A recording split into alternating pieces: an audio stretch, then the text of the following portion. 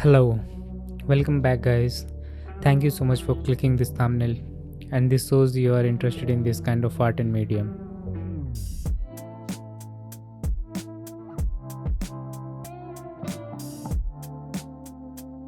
In today's video, I am using watercolor on a real life picture. This is a random click my brother took some time ago without knowing it would inspire me to do watercolor art. And because this picture was totally unplanned, the composition of this picture isn't very good. So I'll do some adjustment if needed while doing the sketch.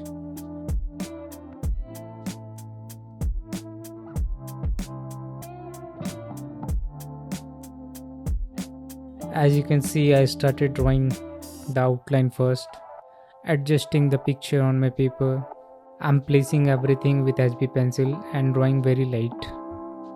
You might see darker outline in the video, but actually I'm drawing very light.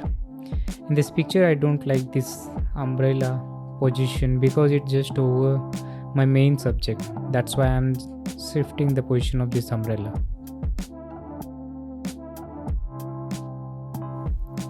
I feel when there is so many things to draw, then you don't need to draw every details. That just make the picture looks more complicated. Instead of this, you can add detail to your main subject only. So focus will go to your subject.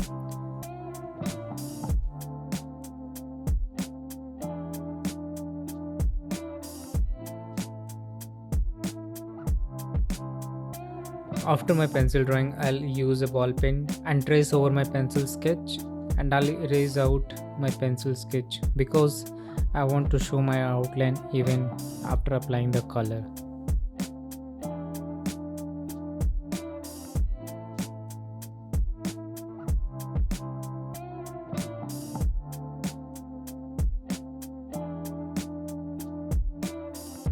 Now time for some color.